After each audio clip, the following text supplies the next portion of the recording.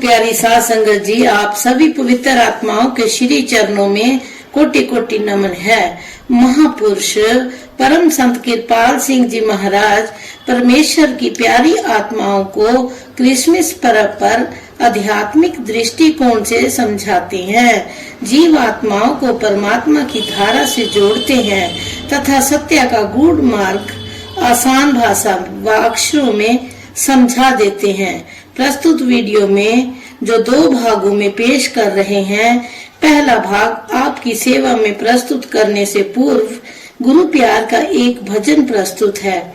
आपसे विनम्र अनुरोध है, आप हमारे चैनल को लाइक करें, शेयर करें तथा सब्सक्राइब करें। धन सतगुरु धन गुरु रूप प्यारी साध संगत जी। नाम सुमिर ले प्राणी की काया तेरी हो चली पुरानी। नाम सिमर ले रे प्राणी की काया तेरी हो चली पुरानी। सोच समझ अभी मानी कि काया तेरी हो चली पुरानी। 1,84 भोग के आया, मुश्किल से मानुष तन पाया। 1,84 भोग के आया, मुश्किल से मानुष तन पाया। मूर्ख कदर न जानी कि काया तेरी हो चली पुरानी। नाम सुमर ले रे प्राणी कि काया तेरी हो चली पुरानी। इस काया का कोई नहीं ठिकाना, एक दिन यहाँ से सबको जाना। इस काया का कोई नहीं ठिकाना, एक दिन यहाँ से सबको जाना। राजा हो या रानी कि काया तेरी हो चली पुरानी। नाम सुमिर ले प्राणी की काया तेरी हो चली पुरानी। हाड़ जले जैसे सूखी लकड़ियां, केस जैसे घास गठरिया। धुआं उड़े आसमानी कि काया तेरी हो चली पुरानी। नाम सुमिर ले प्राणी कि काया तेरी हो चली पुरानी। जो तू चाहे पार उतरना, श्री सतगुरु जी की ले शरणा। जो तू चाहे पार उतरना, श्री सतगुरु जी की ले शरणा। बन जा आत्म ज्ञानी कि काया तेरी हो चली पुरानी। नाम सुमिर ले प्राणी कि काया तेरी हो चली पुरानी।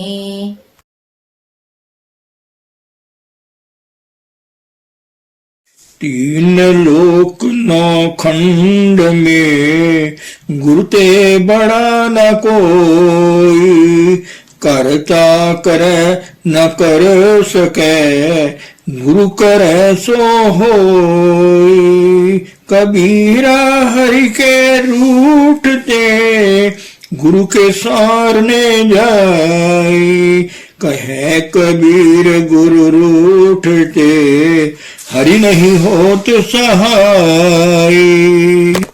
गुरु रूप प्यारी साध संगत जी, आप सभी पवित्र आत्माओं के श्री चरणों में दास का कोटि कोटि प्रणाम है। परम पूज्य परम संत कृपाल सिंह जी महाराज जी 1970 में क्रिसमस के अवसर पर साध संगत को देहरादून में अपना संदेश दे रहे हैं। महाराज जी ने फरमाया, आप सबको क्रिसमस मुबारक। हमें सभी प्रभु रूप महापुरुषों के जन्म दिवस उत्साह पूर्वक मनाने चाहिए, जो मानव जाति के मार्गदर्शन एवं कल्याण के लिए समय समय पर दुनिया में आते रहे हैं। हम उन सब का आदर करते हैं।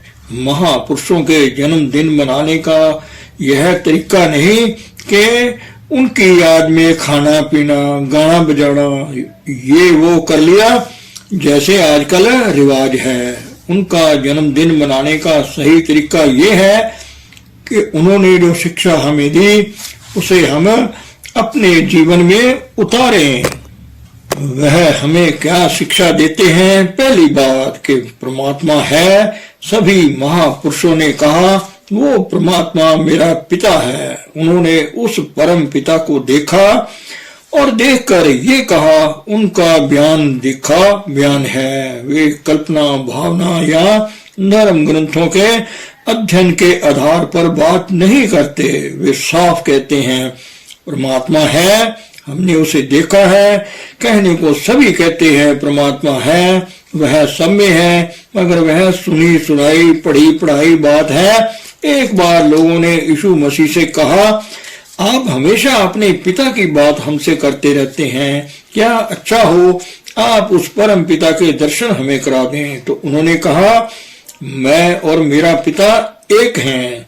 जिन्होंने मुझे देखा है उन्होंने उस परम पिता को देख लिया। जिसको आप प्रत्यक्ष रूप से सामने देख रहे हो, आपको उस पर ही विश्वास नहीं होता, तो उस पर कैसे विश्वास करोगे जिसे आपने कभी देखा ही नहीं। बात समझे, वह परमात्मा हरेक के हृदय में निवास करता है, मगर जिस मानव तन में वह प्रकट है उसकी हम इज्जत करते हैं। सबो घट मेरे साइया सुजी सेज न होए, बलिहारी तिस घट के जा घट प्रगट होए। लेकिन वह महापुरुष यह कभी नहीं कहता कि मैं पिता परमात्मा हूँ। वह यही कहता है, मैं और मेरा पिता एक है। वह परम पिता मेरे अंतर में काम कर रहे हैं। वह उस परम पिता को कभी नहीं भूलता। कई तथा कथित महात्मा उस परमात्मा का नाम ही नहीं लेते। मैं यहाँ एक नाजुक सवाल को ले रहा हूँ। दशम गुरु श्री गुरु गोविंद सिंह जी महाराज ने एक जगह अपने पिछले जन्म के बारे में बताया है। बहुत कम ऐसे महापुरुष हैं जिन्होंने अपने पिछले जन्म का जिक्र किया है।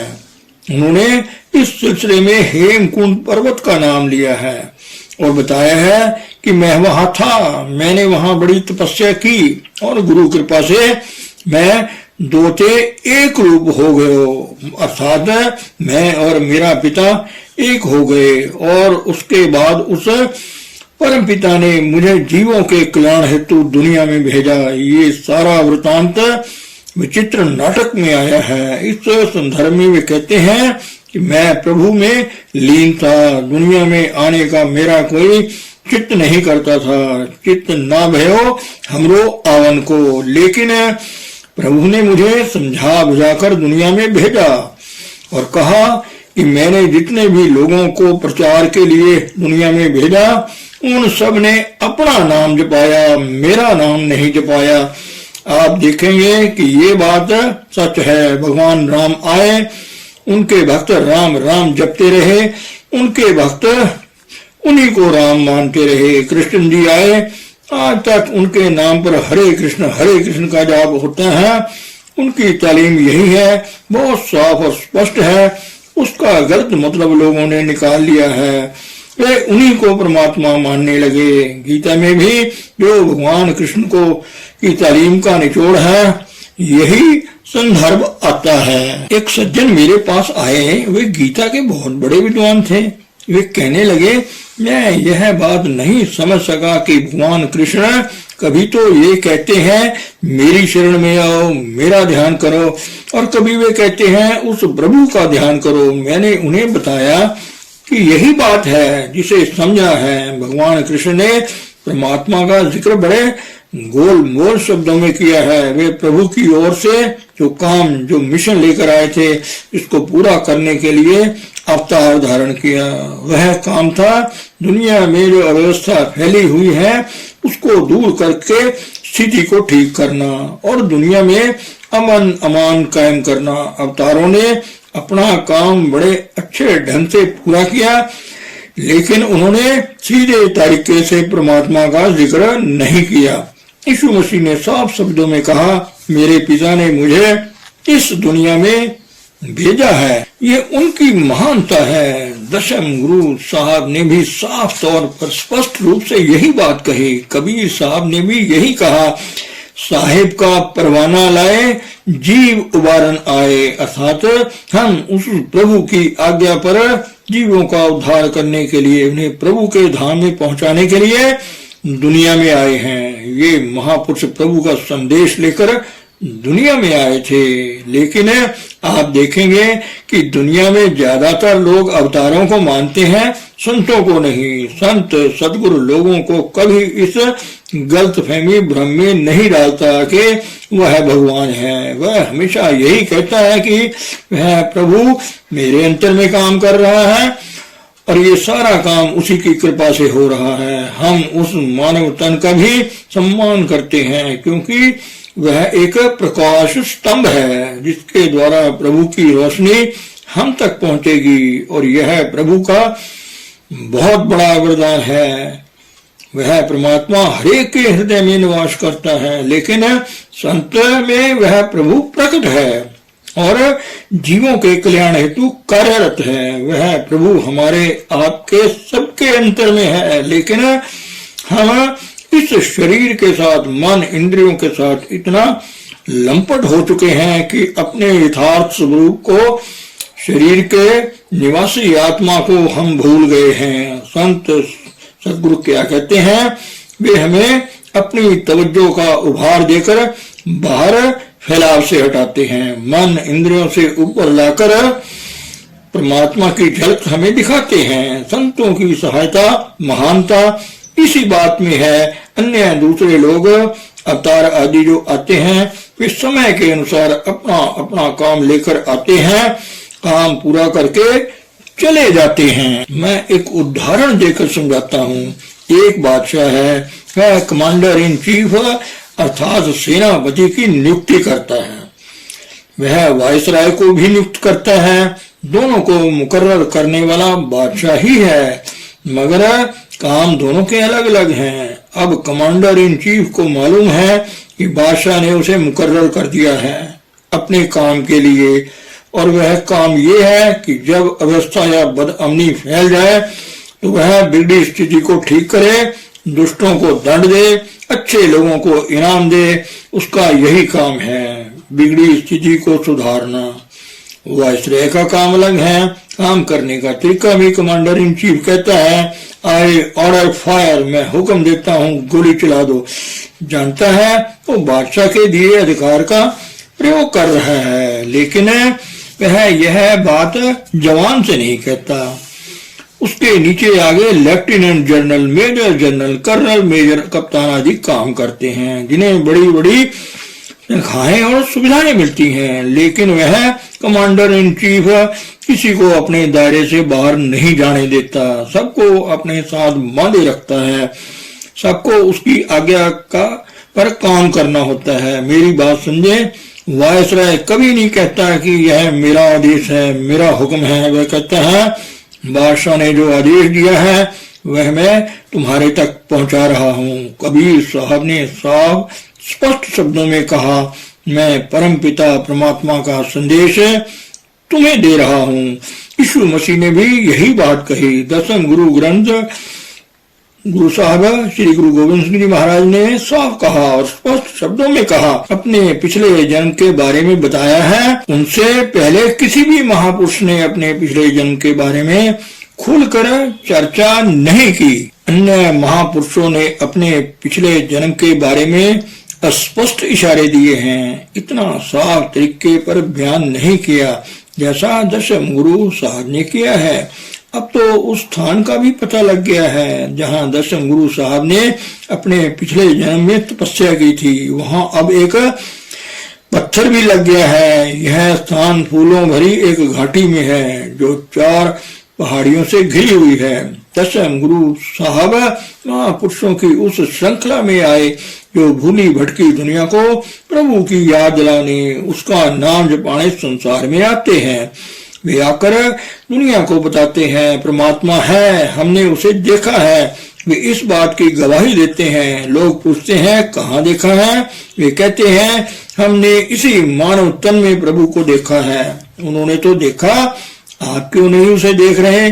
क्योंकि आपकी आत्मा मन के अधीन है, मन आगे इंद्रियों के अधीन है जो इसे हर वक्त बाहर भोगों रसों में खींचे फिरती है। तो भाई महापुरुषों का जिनके अंतर में वह परमात्मा प्रकट है, काम है कि आपकी तवज्जो को बाहर फैलाव से हटाकर अपनी तवज्जो का उभार देकर मन इंद्रियों से ऊपर लाते हैं। अंतर की आंख पर बड़े बड़े स्याही के पर्दे को हटाते हैं जिससे यह जीव अंतर्मुख उस प्रभु की ज्योति को देखने वाला बन जाता है। इसलिए यीशु मसीह ने कहा, जिन्होंने मुझे देखा उन्होंने मेरे पिता को देखा। और उसके बाद एक और बात कही, अगर तुम प्रभु के आगे प्रार्थना करो तो वह तुम्हें मदद दे या ना दे। अगर मेरा नाम लेकर उससे प्रार्थना करो, उससे मदद मांगो तो शायद तुम्हारी मदद कर दे। अगर तुम मुझसे कोई चीज मांगोगे तो तुम्हें अवश्य मिलेगी। बात समझे? उनका मतलब क्या था? आपने प्रभु को देखा नहीं, इसलिए आपको पूरा विश्वास नहीं कि परमात्मा है भी या नहीं। तुम प्रभु से परमात्मा प्रार्थना तो कर सकते हो, मगर तुम्हें ये नहीं मालूम कि तुम किसके आगे प्रार्थना कर रहे हो। तुम्हें निश्चित रूप में तो कुछ भी नहीं मालूम। धन सतगुरु, धन गुरु रूपी हरि साथ संगत जी।